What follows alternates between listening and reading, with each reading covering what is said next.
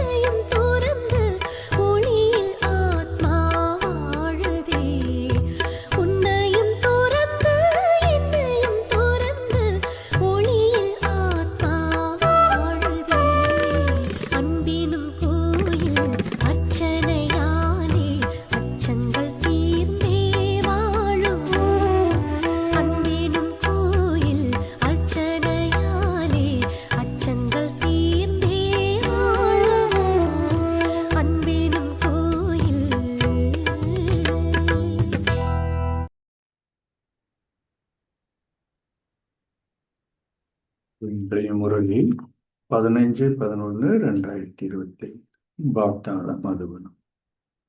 சாரம்சம் பாபா சொல்றாங்க, இனிய குழந்தைகளே, உங்கள் நடத்தையை சீர்திருத்திக் கொள்வதற்கு நினைவு யாத்திரையில் நினைத்திருங்கள். தந்தை நினைவை கொண்டிருப்பதே உங்கள் 100 மடங்கு சதா பாக்கியசாலிகள் ஆக்குகின்றது.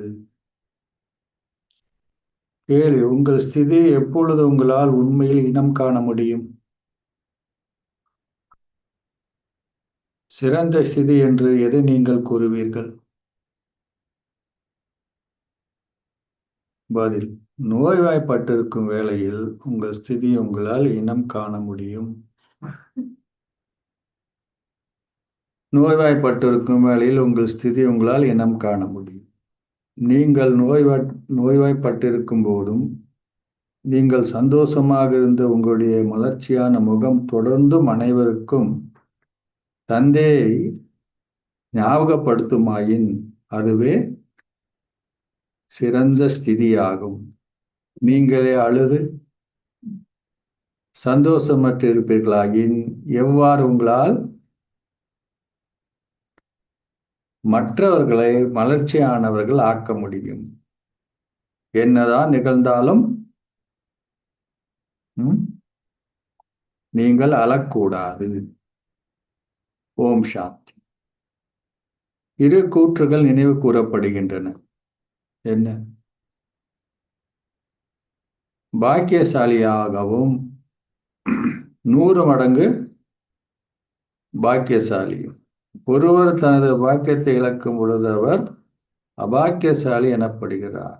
ஒரு பெண்ணின் கணவர் மரணிக்கும் பொழுது அப்பெண் அபாக்கியசாலி என்று அழைக்கப்படுகின்றார். அவள் தனியாக விடப்படுகின்றார்.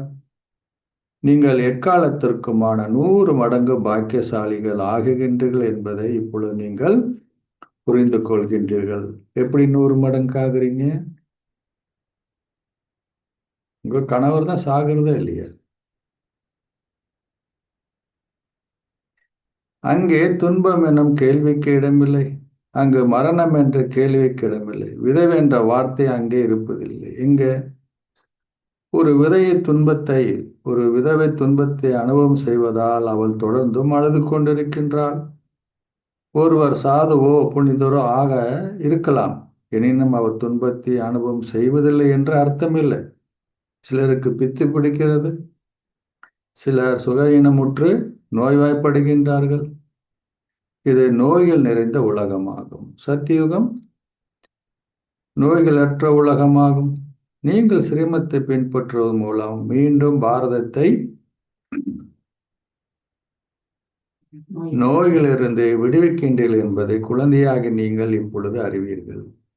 இப்பொழுது மக்கள் மிகவும் கீழ்த்தரமான நடத்தைகளை கொண்டிருக்கின்றார்கள். அவர்கள் நடத்தையை சீராக்குவதற்கு ஒரு திணைக்களம் இருக்க வேண்டும். ஒரு பாடசாலையில் மாணவர்களுக்கான பதிவேடு ஒன்று உள்ளது. அதிலிருந்து அவர்களின் நடத்தையை அறிந்து கொள்ளலாம். இதனாலே பாபாவும் ஒரு பதிவேடு வைத்திருக்கின்றார். நீங்கள் ஒவ்வொருவரும் உங்கள் சொந்த பதிவேட்டை வைத்திருக்க வேண்டும்.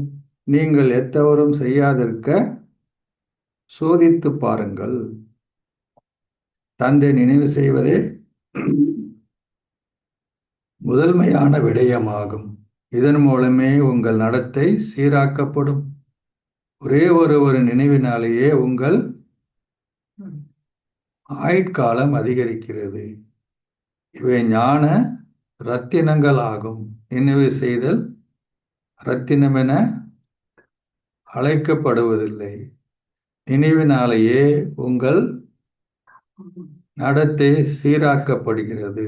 உங்களை தவிர வேறு எவராலும் 84 பிரிவினை சக்கரத்தை விளங்கப்படுத்த முடியாது. இந்த சக்கரத்தை பயன்படுத்தி நீங்கள் என்ன பண்றீங்க?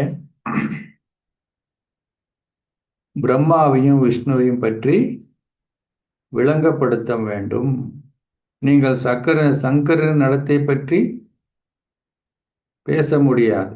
பிரம்மாவிற்கும் விஷ்ணுக்கும் உள்ள தொடர்பு என்னவென்பதை குழந்தையாகி நீங்கள் அறிவீர்கள்.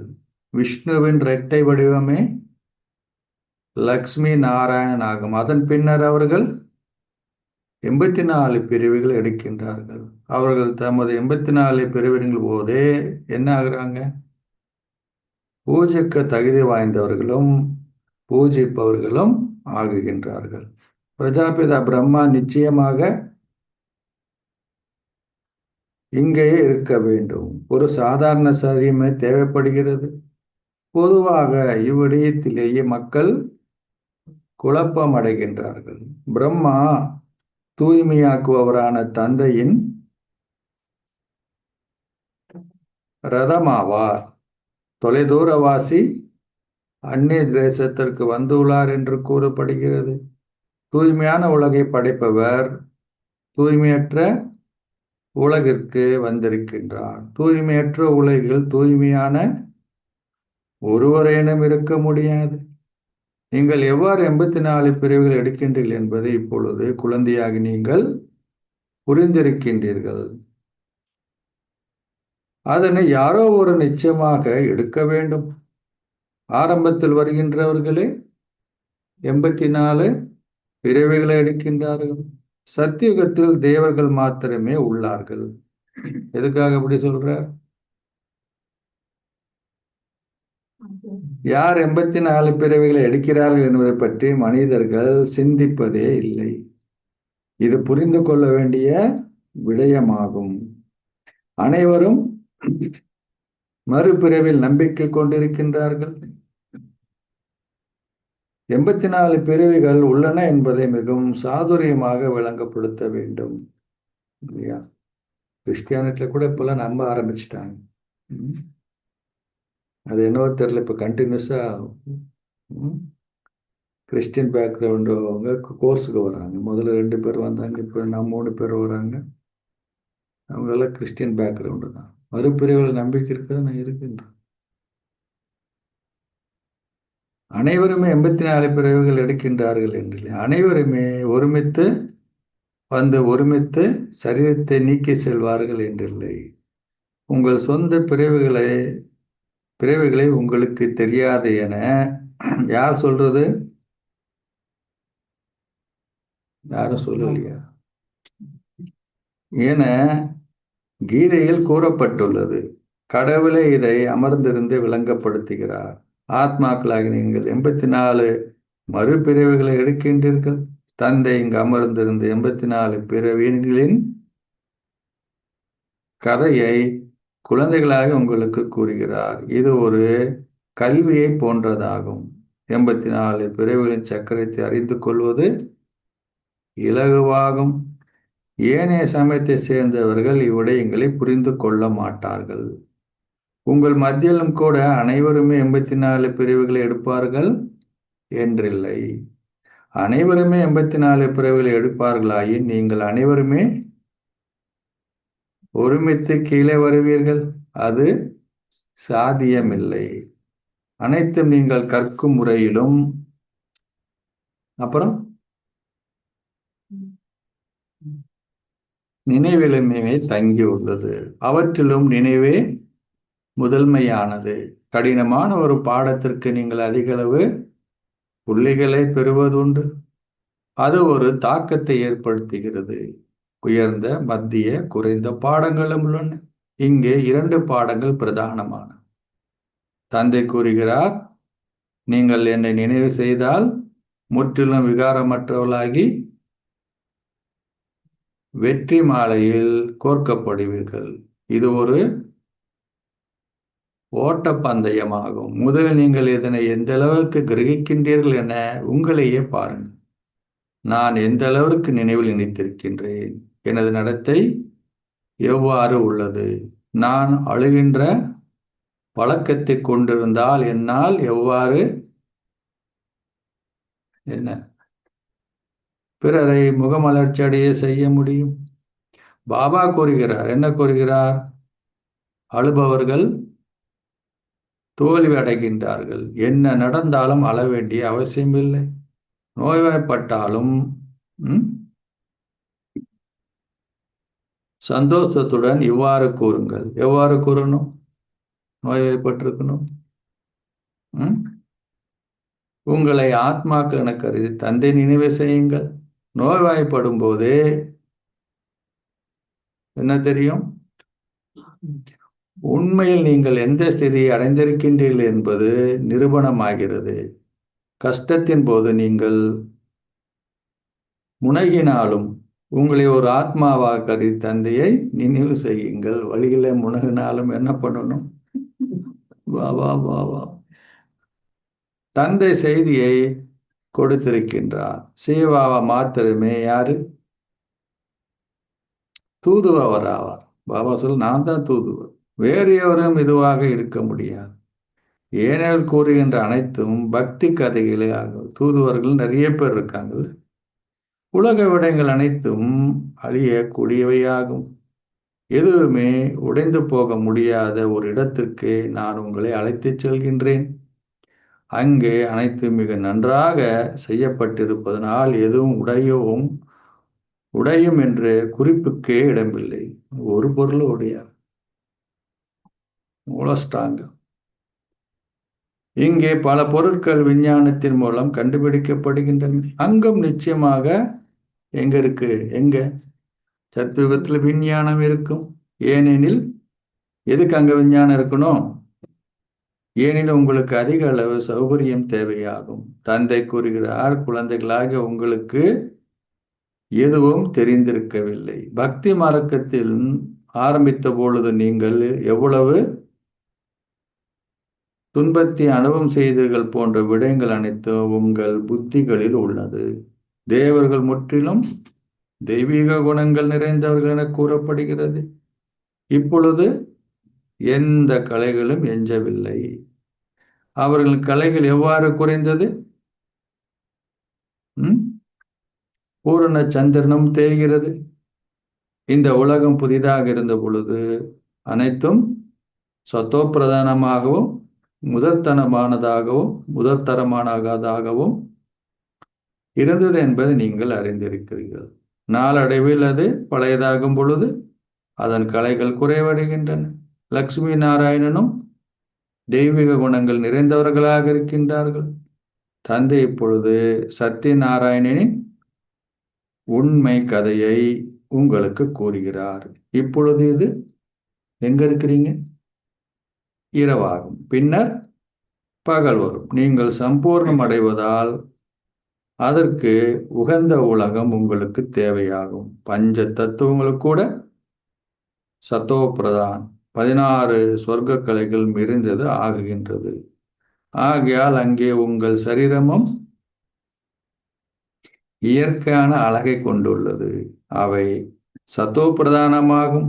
முழு உலகமே 16 சொர்க்க கலைகள் நிறைந்ததாகுகின்றது. இப்பொழுது எக்கலைகளும் இல்லை. தந்தையை பற்றிய ஞானத்தை பெறுகின்ற பாக்கியம் முக்கியஸ்தர்களுக்கும் மகாத்மாக்களுக்கும் இல்லை. அவர்கள் தமக்குரிய பெருமையை கொண்டிருக்கின்றார்கள். பொதுவாக இப்பாக்கியம் ஏழைகளுக்கு இருப்பதாக கூறப்படுகிறது. சிலர் கூறுகிறார்கள், என்ன கூறுகிறார்கள்? தந்தை அதிமேலானவர் என்பதால் அவர் ஒரு பேரரசருக்குள்ளவோ அல்லது தூய்மையான ரிஷிக்குள்ளவோ பிரவேசிக்க வேண்டும். சந்நியாசிகள் மாத்திரமே தூய்மையானவர்கள். அவர் தூய்மையான ஒரு குமாரிக்குள்ளும் பிரவேசிக்கலாம். தந்தை இங்கு அமர்ந்திருந்து அவர் பிரவேசிப்பவருடனாக விளங்கப்படுத்துகின்றார். பார்க்க போனா குமாரிகளும் தூய்மையானவர்கள் தான். என்ன விளங்கப்படுத்துற? அவருக்குள்ள பிரவேசித்து 84 பிரிவுகளை முழுமையாக எடுப்பவர்க்குள்ளேயே நான் பிரவேசிக்கின்றேன். ஒரு நாளேனும் குறைவாக இருக்க முடியாது. கிருஷ்ணர் பிறக்கின்ற பொழுது அவர் 16 சொர்க்க கலைகளும் நிறைந்தவராக உள்ளார். அதன் பின்னர் அவர் சத்தோ ரஜோ தமோ ஸ்திதிகளை கடக்கின்றார். அனைத்து முதலில் சத்தோ பிரதானமாக உள்ளது, பின்னர் சத்தோ ரஜோ தமோவாக ஆகுகின்றது. சத்தியுகத்திலும் அவ்வாறே உள்ளது. முதலில் ஒரு குழந்தை சத்தோ பிரதானமாகும். பின்னர் அவர் வளர்ந்ததும் தான் இச்சரீரத்தை நீக்கி சத்தோ பிரதான குழந்தை ஆகுவேன் என கூறுகின்றார். குழந்தைகளாக உங்களுக்கு அந்த அளவுக்கு போதை இல்லை. சந்தோஷ பாதரசம் உயர்வடைவதில்லை. நன்றாக முயற்சி செய்பவர்களின் சந்தோஷ பாதரசம் தொடர்ந்தும் அதிகரிக்கின்றது.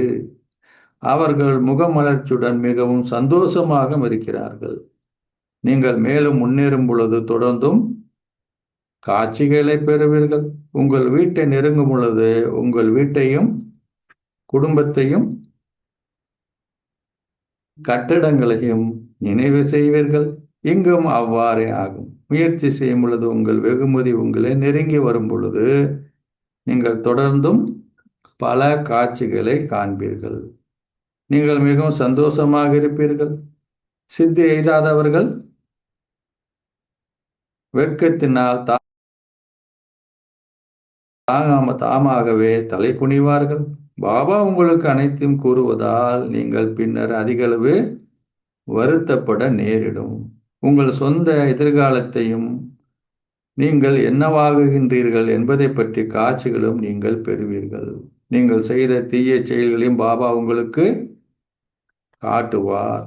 நீங்கள் முழுமையாக கற்காமல் துரோகிகள் ஆகியதால் இது உங்களுக்கான தண்டனையாகும். நீங்கள் அனைத்திற்குமான காட்சிகளையும் பெறுவீர்கள். காட்சிகள் கொடுக்காதவரால் எவ்வாறு தண்டனை கொடுக்க முடியும்?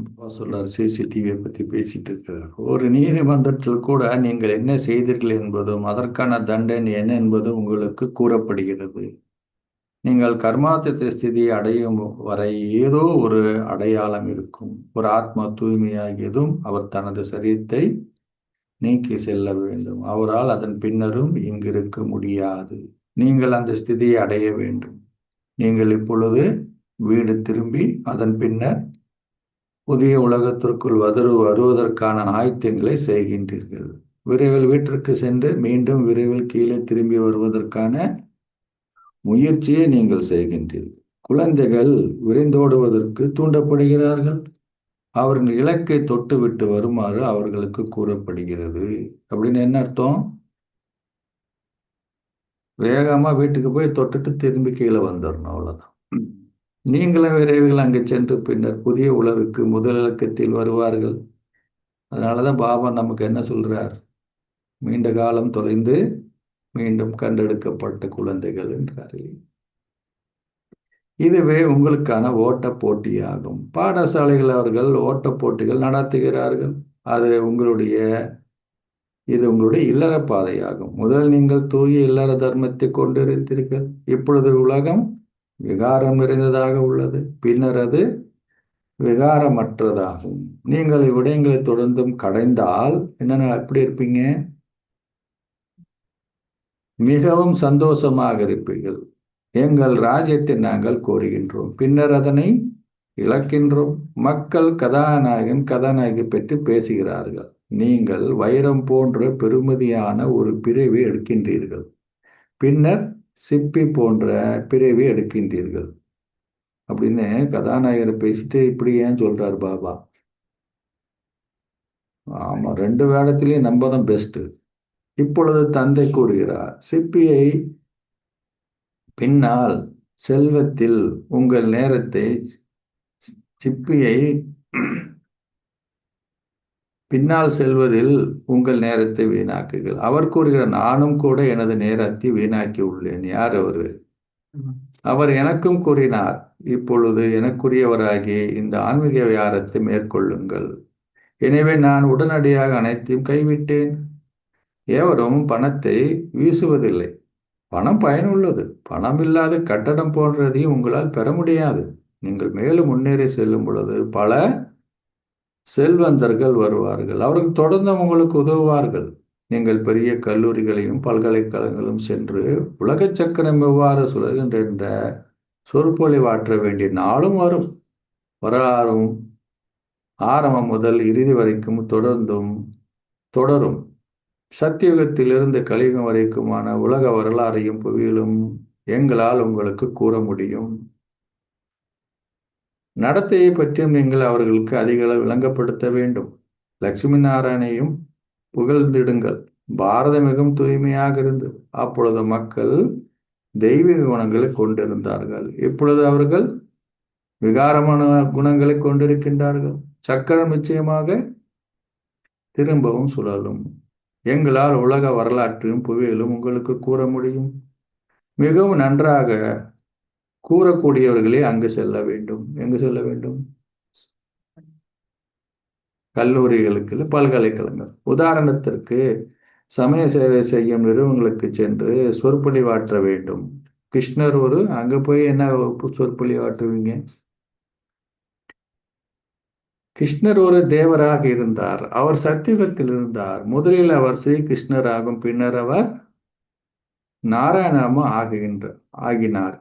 இப்பொழுது நாங்கள் ஸ்ரீ கிருஷ்ணரின் 84 பிரிவுகளை பற்றி கூறுகின்றோம். அதனை வேறு எவராலும் கூற முடியாது. இந்த தலைப்பு மிகவும் பெரியதாகும். திறமைசாலி சென்று சொற்பொழிவாற்ற வேண்டும். நீங்கள் உலக அதிபதிகள் ஆகுவீர்கள் என்பதை உங்கள் இதயம் அறிந்திருப்பதால் அதிகளவு சந்தோஷமாக இருக்க வேண்டும். இதனை நீங்கள் அமர்ந்திருந்து உள்ளார்த்தமாக ஓதிக்கொண்டிருந்தால் உங்களுக்கு இப்பழைய உலகில் எதிலும் விருப்பம் ஏற்படாது. அதாவது ஓதுற பழக்கம் இருந்தால் என்ன பண்ணணும்? இதை ஓதிக்கிட்டு இருக்கும். நீங்கள் பரமாத்மா பரமத்தந்தையினுடனான உலக அதிபதிகள் ஆகுவதற்கு இங்கு வருகின்றீர்கள். இவ்வுலகம் விஸ்வா என அழைக்கப்படுகிறது. பிரம்ம தத்துவத்தையோ அல்லது சூக்ஷ்ம உலகத்தையோ உலகம் என்று அழைக்க முடியாது. தந்தை கூறுகிறார், நான் உலக அதிபதி ஆகுவதில்லை. நான் குழந்தைகளாகி உங்களே உலக அதிபதிகள் ஆக்குகிறேன். அதன் பின்னர் நீங்கள் என்ன ஆகுறீங்க? மாயின் அடிமைகள் ஆகுகின்றீர்கள். மக்களின் முன்னிலை நீங்கள் அமர்ந்திருந்து அவர்களுக்கு யோகத்தில் அமர்வதற்கு கற்பிக்கும் பொழுது ஆத்ம உடல் அமர்ந்திருந்து தந்தையை நினைவு செய்யுமாறு நீங்கள் அவர்களுக்கு ஞாபகப்படுத்த வேண்டும். 5 நிமிடங்களில் பின்னரும் அதனை அவர்களுக்கு கூறுங்கள். நீங்கள் யோக நிகழ்ச்சியை நடாத்துகின்றீர்கள். பலரது புத்தியும் அலைந்து தெரிவதால் 5-10 நிமிடங்களுக்கு ஒரு முறை நீங்கள் அவர்களை எச்சரிக்கை செய்ய வேண்டும். உங்களை ஆத்மாக்களாக கருதி இங்கு அமர்ந்திருக்கின்றீர்களா அப்படின்னு எச்சரிக்கை செய்ய வேண்டும். நீங்கள் தந்தை நினைவு செய்கின்றீர்களா? அப்பொழுது உங்கள் கவனம் பேணப்படும். பாபா உங்களுக்கு இவ்வாறான பல்வேறு வழிகளை கூறுகின்றார். அவர்களை மீண்டும் மீண்டும் நீங்கள் என்ன பண்ணணும்? எச்சரிக்க வேண்டும். உங்களை ஆத்மாவான கருதி சிவபாபா நினைவில் அமர்ந்திருக்கின்றீர்களா? வேறு எங்காயினும் தமது புத்தியின் யோகத்தை கொண்டிருப்பவர்கள் உஷார் அடைவார்கள். இதனை அவர்களுக்கு மீண்டும் மீண்டும் ஞாபகப்படுத்துங்கள். பாபாவை நினைவை கொண்டிருப்பதனால் மாத்திரமே உங்களால் அக்கறையை அடைய முடியும். மக்கள் பாடுகிறார்கள். என்ன பாடுகிறார்கள்? ஏ படகோட்டியே, எனது படகை அக்கறைக்கு எடுத்து செல்லுங்கள். எவ்வாறாயினும் அவர்களுக்கு அதன் அர்த்தம் தெரியாது. நீங்கள் அரை சக்கரத்திற்கு முக்தி தாமத்திற்கு செல்வதற்காக என்ன பண்ணீங்க? பக்தி செய்தீர்கள். தந்தை கூறுகிறார், இப்பொழுது என்னை நினைவு செய்தால் முக்தி தாமத்திற்கு செல்வீர்கள். உங்கள் பாவங்களை அழிப்பதற்காகவே நீங்கள் இங்கே அமர்ந்திருக்கின்றீர்கள் என்பதால் நீங்கள் இனிமேலும் பாவங்களை செய்யக்கூடாது. இல்லாவிடில் பாவம் இன்னமும் எஞ்சிருக்கும். உங்களை ஆத்மாவென கருதி தந்தை நினைவு செய்வதே முதல் தரமான முயற்சியாகும். இவ்வாறாக நீங்கள் பிறரை எச்சரிக்கையை செய்வதனால் நீங்களும் கவனம் செலுத்துவீர்கள். உங்களையும் நீங்கள் எச்சரிக்கை செய்ய வேண்டும். நீங்கள் முதலில் நினைவில் நிலைத்திருந்தாலே உங்களால் பிறரை நினைவில் நிலைத்திருக்க தூண்ட முடியும். நான் ஒரு ஆத்மா, நான் வீடு திரும்புகின்றேன். அதன் பின்னர் நான் இங்கு வந்து ஆட்சி செய்வேன். உங்களை ஒரு சரீரம் என கருதுவது என்ன? ஒரு கொடிய நோயாகும். இதனாலே அனைவரும் ஆள் நரகத்தில் இருக்கின்றார்கள். எனவே நீங்கள் அனைவரையும் என்ன பண்ணணும்? மீட்க வேண்டும். அச்சா, இனிமேலும் இனிமையான அன்புக்குரிய எப்போதோ தொலைந்து இப்பொழுது கண்டுபிடிக்கப்பட்டிருக்கும் குழந்தைகளுக்கு உங்கள் தாய் தந்தையாக இருக்கும் பாப் தாதாவின் அன்பு நினைவுகளும் காலை வந்தனங்களும். ஆன்மீக தந்தை ஆன்மீக குழந்தைகளுக்கு நமஸ்தே சொல்கின்றார். ஆன்மீக குழந்தைகள் ஆன்மீக தந்தைக்கு நமஸ்தே சொல்கின்றோம்.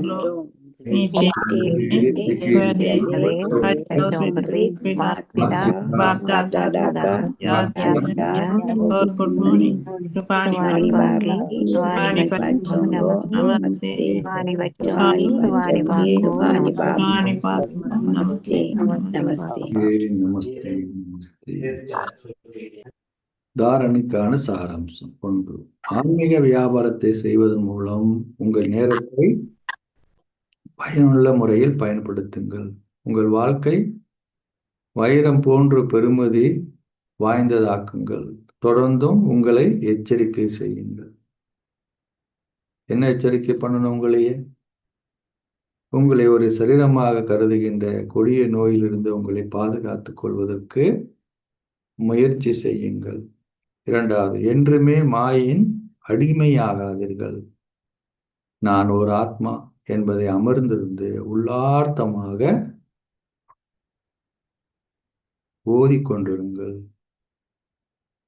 நீங்கள் ஒரு பிச்சைக்காரனிலிருந்து இளவரசனாக மாறுகின்றீர்கள் என்ற சந்தோஷத்தை பேணுங்கள். ஆசீர்வாதம். அனுபவங்கள் என்ற ஆய்வுக்கூடங்களில் ஆழத்தில் இருப்பதன் மூலம் அகப்பரிசோதனை செய்பவராகவும் புதிய ஆய்வுகளை மேற்கொள்பவர்களாகவும் ஆகுவீர்களாக. அனுபவங்கள் என்ற ஆய்வுக்கூடத்தின் ஆழத்தில் இருப்பதன் மூலம் அகப்பரிசோதனை செய்பவராகவும் புதிய ஆய்வுகளை மேற்கொள்பவர்களாகவும் ஆகுவீர்களாக. அனைத்து அனுபவங்களும் முதலில் உங்களுக்கு வெளிப்படுத்தப்படும் போதே வெளிப்பாடு இடம்பெறும். இதற்கு அகப்பரிசோதனை செய்பவராகி நினைவு யாத்திரை நிலைத்திருந்து ஒவ்வொரு பேற்றினதும் ஆழத்திற்கு சென்று ஆய்வு செய்யுங்கள். உங்களுக்குள் ஒரு எண்ணத்தை பதித்துக் கொள்ளுங்கள். அதன் பின்னர் அதன் பெருப்பேற்றை அல்லது வெற்றியை பாருங்கள். எனது எண்ணம் நடைமுறை வடிவம் பெற்றதா அல்லது இல்லையா? இவ்வாறாக அனுபவம் என்ற இந்த ஆய்வுக்கூடத்தின் ஆழத்தில் நிலைத்திருக்கும் பொழுது ஏனைய அனைவரும், குறிப்பாக நீங்கள் அன்பில் மூழ்கியிருப்பதுடன் இவ்வுலகிற்கும் அப்பால் இருப்பவர்கள் என்று உணர்வார்கள். அனைத்தையும் செய்யும் பொழுதும் சக்திமிக்க யோக ஸ்திதியில் இருப்பதை அதிகரியுங்கள். நீங்கள் பேசுவதை பயிற்சி செய்வதை போன்றே ஆன்மீகத்தை பேணுதலையும் அதிகரியுங்கள். ஸ்லோகம். திருப்தி என்ற தமது ஆசனத்தில் அமர்ந்திருந்து சூழ்நிலைகளை விளையாட்டுகளாக பார்வையிடுபவர்களே திருப்தி மணிகள் ஆவார். திருப்தி என்ற ஆசனத்தில் அமர்ந்திருந்து சூழ்நிலைகளை விளையாட்டுகளாக பார்வையிடுபவர்களே திருப்தி மணிகள் ஆவார்கள். அவைக்த சமிஞ்சை. சரீரமற்ற ஸ்திதியில் பயிற்சி அதிகரிங்கள். அசரி மற்றும் விதேகி. அத்த யோகிகளால் தாம் விரும்பிய அளவு நேரத்திற்கு தனது சுவாசத்தை பிடித்து வைத்திருக்க முடியும். இலகு யோகிகளும் இயல்பு யோகிகளும் சதா யோகிகளும் கர்ம யோகிகளும் மேன்மையான யோகிகளுமான நீங்கள் எத்தனை யோகி? இலகு யோகி, இயல்பு யோகி, சதா யோகி, கர்ம யோகி, மேன்மையான யோகி. நீங்கள் உங்கள் எண்ணங்களையும் உங்கள் சுவாசத்தையும் உங்கள் வாழ்க்கையின் பிரபுவான தந்தையால் உங்களுக்கு கொடுக்கப்பட்ட இந்த ஞானத்தின் அடிப்படையிலான எந்த ஒரு எண்ணத்தையும் நீங்கள் விரும்பிய அளவு நேரத்திற்கு ஸ்திரமாக வைத்திருக்கக்கூடியதாக இருக்க வேண்டும். ஒரு கணம் உங்கள் தூய எண்ணங்களுடன் விளையாடி ஒரே தந்தையின் மீது ஆழமான அன்பை கொண்டிருங்கள். அல்லது சரீரமற்றவராகி அவருடன் சந்திப்பை மேற்கொள்ளுங்கள். இந்த ஒரு தூய எண்ணத்தில் ஸ்திரமாக இருங்கள். அதுதான் அந்த 5 சொரூபத்துடைய பயிற்சியில நீங்க எவ்வளவு நேரம் விரும்புறீங்கன்னா அவ்வளவு நேரம் அந்த ஸ்திதியில உங்களால நிலைத்திருக்க முடியுதா? உலகத்தில் இருக்கிறவங்க என்ன பண்றாங்க? அத்த யோகிகள் மூச்சு பயிற்சி இல்லையா? அவங்க என்ன பண்றாங்க? மூச்சு எவ்வளவு நேரம் அடக்குறாங்க, அதுக்கு அவ்வளவு பயிற்சி எடுக்கிறாங்க இல்லையா? அந்த மாதிரி பாபா சொல்ல நம்மள உங்களால செய்ய முடியுதா அப்படின்னு கேட்கிறாரு. அச்சா. ஓம் சாந்தி. என்ன சொல்றார் பாபா நமக்கு இன்னைக்கு?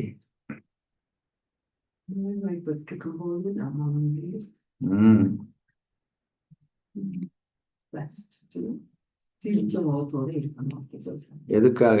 என்ன சொல்ல வந்தார்? பாயிண்ட் என்ன? அது நம்மளுடைய ஸ்திதியை செக் பண்றதுக்கு இல்லையா? நார்மலா இருக்கும்போது யோகா நல்லா வரும், ஒன்றும் பிரச்சனை இல்லை.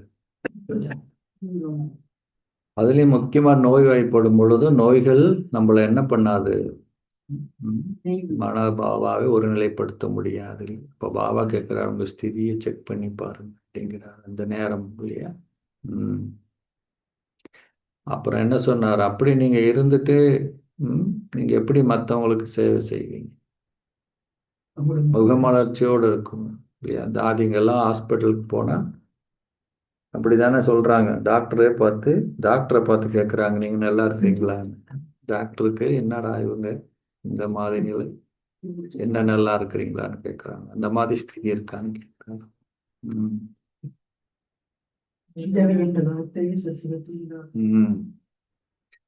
விதவை என்ற இந்த முரளில சொல்ல மேபி அதில் ஏதோ ஒரு முரளி சொன்ன ஞாபகம் இருக்கு இல்லையா. விதவை அங்க ஒன்று பிசிக்கலாவே விதவை ஆக மாட்டாங்க அப்படின்ற மாதிரி. ரெண்டாவது பாபா இங்க சொல்றக்கூடிய காரணம் என்னன்னா, பல முறையிலே சொல்றாரு, நான் கணவனுக்கெல்லாம் கணவன், நீ எதுக்கு அழுவுற, நான் என்ன செத்து போயிட்டேன் அப்படின்னு கேட்குறாரு.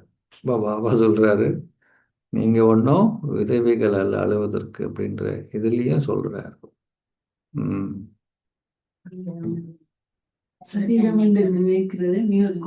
மிகப்பெரிய கொடிய நோயா. 5 விகாரங்கள் வர்றதுக்கு முன்னாடி ஒரு விகாரம் இருக்குது, அதுதான் என்னது, சரீர உணர்வு. அது வந்த பிறகுதான் எல்லாம் வருது.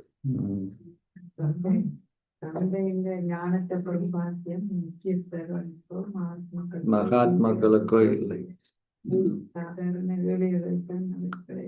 முதல்ல ஏழைகளின் பிரபுன்னு சொல்லப்படுதுன்னு பாபா அடிக்கடி சொல்லுவார்.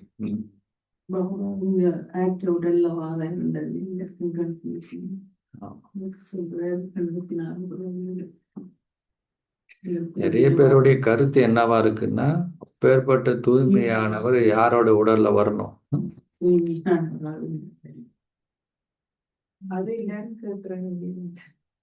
சன்னியாசிகள் இல்லைன்னா பெரிய மகாத்மாவோடைய உடம்புல தானே வரணும், ஏன் வராது.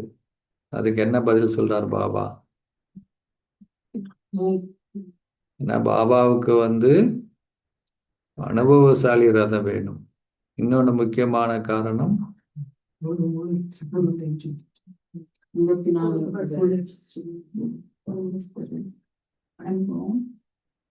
ரெண்டாவது பாபா அடிக்கடி சொல்றார், நான் சன்னியாசி தர்மத்தை ஸ்தாபனை பண்ணல, இல்லற தர்மத்தை ஸ்தாபனை பண்றேன் இல்லையா. அப்ப இல்லற தர்மத்தை ஸ்தாபனை பண்றோம், இல்லற தர்மத்திலையும் முழுமையாக 84 பிறவிகளை எடுத்தவர்கள தானே வர முடியும். அப்பத்தானே இல்லறத்துல என்னெல்லாம் பிரச்சனை வருது, என்னெல்லாம் சூழ்நிலைகள் வருது, எப்படி கையாளுறதுன்றது அதுதானே சொல்லப்படுது இல்லையா. இன்னைக்கு பாபாவுடைய ஞானம் என்பது அவ்வளவு பிராக்டிக்கல் லைஃப்ல பயன்படுது. எந்த ஒரு உலகத்தில் இருக்கிற சொல்லக்கூடிய ஞானமும் பாபா சொல்லக்கூடிய இந்த ஆத்மா பரமாத்மா இந்த ஞானம் இன்னைக்கு சயின்டிஃபிக்கா நிறைய, இந்த மோத்திலால்னு ஒரு பெரிய கம்பெனி இருக்கு, நான் கேட்டுட்டு இருந்தேன் இன்னைக்கு கிளாஸ், சிவானி பேன் பெரிய ஃபைனான்ஸ். அவர் இன்னைக்கு இருக்கக்கூடிய இந்த அட்வான்ஸ்டு டெக்னாலஜியில் எப்படி ஒவ்வொருத்தரும் ப்ராக்டிக்கல் லைஃப்பில் பிரச்சனைக்கு உள்ளாகிறாங்க, நியூ ஜென்ரேஷன், உடல்நிலை பாதிப்பு இல்லையா, டென்ஷன், ஸ்ட்ரெஸ்ஸு. அப்போ அவர் என்ன பண்ணிட்டாருன்னா, அவருடைய ஹோல் கம்பெனிலேயே எல்லாத்தையும் மாற்றிட்டார் சிஸ்டத்தையும். No after 6 o'clock, no work, no emails, no எதுவுமே கிடையாது. இப்போ என்ன பண்ணுறாங்க, ஆஃபீஸில் போனாலும் ஹாலிடேக்கு போனாலும் வேலை பார்த்துட்டு இருப்பாங்க, வீட்டுக்கு போனாலும் பார்த்துக்கிட்டு இருப்பாங்க இல்லையா. 24 hours இருந்துக்கிட்டே இருக்கும். எதையாவது ஒன்று கம்பெனிக்கு நீங்கள் லீவ் எடுத்தாலும் ஆன்லைனில் தான் இருக்கணும். இப்போ அப்படி இல்லை. அதனால அவங்களும் நிறைய சேஞ்சஸ் வந்திருக்குன்றாங்க. ஸோ அவர் சொல்கிறார், இதுக்கு கேட்டு இந்த நாலேஜ் எங்கேயோ ஒரு டாக்கில் பார்த்து அவர் அவ்வளோ பெரிய கம்பெனிக்கு இன்வைட் பண்ணி அவர் பண்ணுறார். அந்த மாதிரி இங்கே பெரிய பெரிய ஆட்கள் கூட தங்களுடைய ஃபேக்ட்ரியில் தங்களுடைய இதில் அவ்வளோ மாற்றங்களை கொண்டு வர்றார். பாபா சொல்கிறாரு, இது இல்லறத்திற்குள்ளேயவர்களுக்கு இல்லையா, அவங்க குடும்பத்தில் இருக்கிறவங்க தானே எல்லாரும், அவங்க ஒர்க் இருக்கு, பிள்ளைகள் இருக்காங்க, ஃபேமிலி ரிலேஷன்ஷிப் ப்ராப்ளம், அது இது எவ்வளோ இருக்குல்ல. வேற என்ன சொல்றாருப்பா. ம்? நடத்தையை சீர்திருத்தம் பண்ண வேண்டும். சொற்பொழிவு ஆட்டினாலும் அதுக்கு நம்மளுக்கு மகிமை கிடைக்கும் அப்படின்னு சொல்றாரு பாபாவோட. அதுக்கு திறமையானவர்கள் வேணும். பல்கலைக்கழகத்துக்கு போகணும், காலேஜுக்கு போகணும். அங்கெல்லாம் போய் என்ன விளக்கம் கொடுக்கணும்? ஆமா, சிருஷ்டி சக்கரத்தை பத்தி விளக்கம் கொடுக்கணும். கிருஷ்ணர் எங்க போய் விளக்கம் கொடுக்கணும்? அது எங்க போய் கொடுக்கணும்? கீதையை பத்தி சொல்லணும்னா எங்க கொடுக்கணும்? சமயத்தை சேர்ந்தவர்கள் அவங்ககிட்ட போய் சொற்பொழிவாற்றணும். பல்கலைக்கழகங்கள்லாம் போய் சிருஷ்டி சக்கரத்தை பத்தி விளங்கப்படுத்தணுன்றார். அதுக்கு திறமையானவர்கள் வேணும் இல்லையா? சயின்டிஃபிக்கா புரிய வைக்கிற மாதிரி. இதெல்லாம் இப்போ சயின்டிஃபிக் இங்க இருக்கு இல்லை? அதுல எல்லாம் போனீங்கன்னா சயின்டிஃபிக்கா நீங்க எப்படி விளங்கப்படுத்தலாம், டைம் எப்படி சேஞ்ச் ஆகுது, இதெல்லாமே அதுல விளக்கங்கள் இருக்கு. சௌகரியமாக வச்சிருக்கிறது விஞ்ஞானத்துக்கு. பாபா சொல்றாரு, எதுக்காக அதெல்லாம்? உங்களை சௌகரியமா வச்சுக்குது. அங்க போய் சத்தியகுத்துல கஷ்டப்பட்டு இருக்க முடியுமா என்ன? இப்படி சொகுசா இருந்துட்டு எதுவுமே உடையாது. எல்லாம் வந்துருச்சு. புஷ்பக் விமானம் வந்துட்டது. இன்னைக்கு எனர்ஜி இப்போ சூரிய ஒளியில இன்னைக்கு எவ்வளவு எனர்ஜி சோர்சஸ் வந்துருச்சு. எல்லாம் வந்துட்டு இப்போ உங்களுக்கு கார்ல டாக்ஸி எல்லாம் இது இல்லாம தானே ஓடுது. ஓட்டுநர்லாம் கிடையாது தெரியுமா? அதெல்லாம் இங்க வரல, அமெரிக்காலாம் வந்துட்டு அது ஃபுல்லா ஓடுது. கூகுள் விட்டாச்சு. அது நீங்க ஆப் இது பண்ணீங்கன்னா கரெக்டா உங்ககிட்ட நிற்கும். அப்புறம் டக்குன்னு நீங்க டோர் திறந்து உட்காந்துக்கணும். டிரைவர் சீட் யாரும் இருக்க மாட்டாங்க. அது வாட்டு கொண்டு போய் ஏர்போர்ட்டுக்கு கொண்டு போய் ஏர்போர்ட்டுக்கு விடும். நீங்க எங்க ஸ்டேஷனுக்கு கூட கரெக்டா கொண்டு போய் நிறுத்தும். நீங்க காசெல்லாம் பே பண்ணணும். அது சொல்லும், உங்க சீட்டு பெல்ட்டை போட்டுக்கோங்க அப்படின்னு சொல்லும். உள்ள இருந்து சவுண்டு வரும். மேலே ரேடார் இருக்குது, 4 பக்கம் முன்னாடி படுக்கிறா, ஸ்லோவாக போகும், முன்னாடி போகும், அங்கே போய் நிற்கும். உங்கள் பாட்டுக்கு இறங்கி போயிடலாம். ஐயோ கொண்டு போய் எங்கே அடிச்சிருமா என்ன? ஒன்றும் ஆகாது. இன்னைக்கு எல்லாம் வந்துட்டு இன்னொரு புது கண்டுபிடிப்பு வந்திருக்குது. நீங்கள் உங்கள் வீட்லேயே ஏறி உட்காந்துக்கிட்டிங்கன்னா பட்டன் தண்ணி அப்படியே மேலே போகும். 2 பேர் உட்காந்து கொண்டு போய் உங்கள் ஸ்ட்ரீட்டில் நேரம் இறங்கி உள்ளே போயிடணும். அந்த கார் மாதிரி இவ்வளோ பெருசு தான், 2 பேர் உட்காரதுக்கு நீங்கள் அப்படியே உள்ள வச்சுக்கலாம். வெளியில் வந்தோன்னு அடுத்த ஸ்டேஜ். என்னதான் வேணும்? இதை பார்த்துதான் மக்கள் என்ன சொல்றாங்க, இதே சொர்க்கம் இனி எதுக்கு?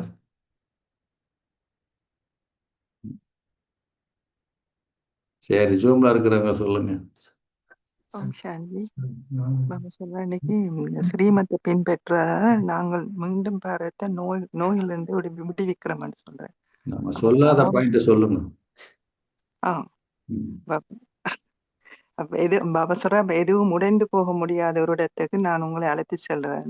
அதுக்கு நாங்க நன்றாக முயற்சி செய்தாதான் நாங்கள் சந்தோஷப்பாக தொடர்ந்து அதே இருக்குமென்னு சொல்றேன்.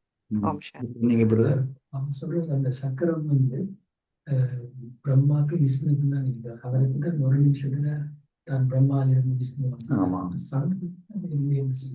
அது என்னன்னா நம்மளுடைய இந்த டைம்ல பண்ணக்கூடிய தபஸ்யாத்தோடைய சொரூபம் தான். பாபா நிறைய பிக்சர்ஸ் பக்தி மார்க்கத்துல அப்படியே போட்டிருப்பான். அது விலங்குபடுத்துறதுக்கு தான். அதை பார்க்க போனா பாபா சொல்ற டீப்பா போனீங்கன்னா என்ன அர்த்தம்? 3 நம்ம தான். ஒரு ரீதியில நீங்க பிரம்மான்னு சொன்னா பிரம்மா விஷ்ணு இப்படி கனெக்ட் பண்றீங்க. இன்னொரு ரூபத்துல நீங்க தான் படைப்பு. உங்களை எண்ணத்தை நீங்க தான் படைக்கிறீங்க.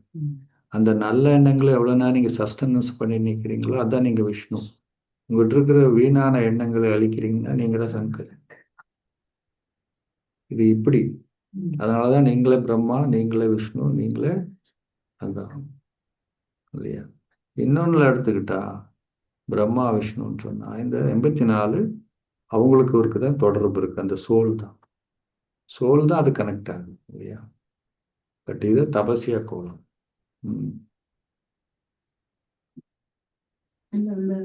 எப்படி தண்டனை கிடைக்கும்? இல்லைன்னா நமக்கு திருப்தி ஆகாதுதானே? பார்த்த உடனே ஆமா மறந்து போயிடும் நமக்கு இல்லையா? அதனால பாபா சொல்றாரு, காட்சிங்க இனிமேலும்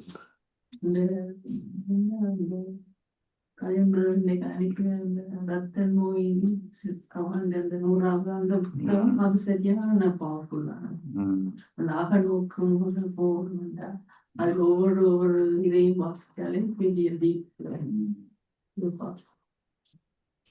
அதுதான் பாபா சொல்றது. எல்லாமே இங்க அனுபவம் செய்து பார்க்கணும், அப்ளை பண்ணி பார்க்கணும்.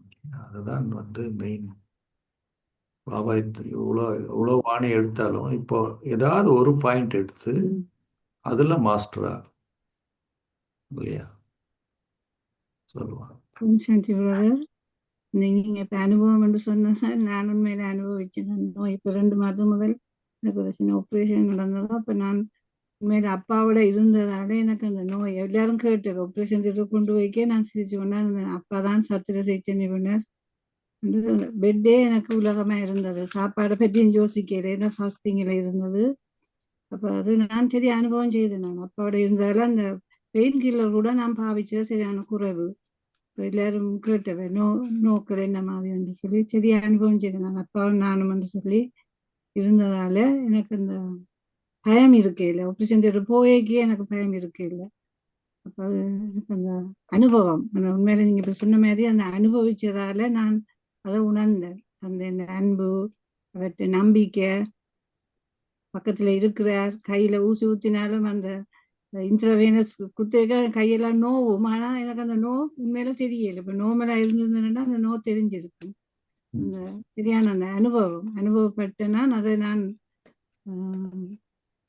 உணர்ந்தேன். நான் உணர்ந்ததால நான் உண்மையில ஹாப்பியா இருந்தேன். நான் பயப்படையில, சந்தோஷம் இருந்தேன். ஏன்னா எங்களுக்கு நோய் வர்றதும் கர்மா கணக்கு அது நீங்குது, கர்ம வினையில நீங்குதுன்ற இதுல இருந்தேன். ஓம் சாந்தி. சரி, இப்போ யோகா கீழே போகலாம், மெடிடேஷன் ஜாயின் பண்ணலாம். கொஞ்சம் சைலன்ஸ்.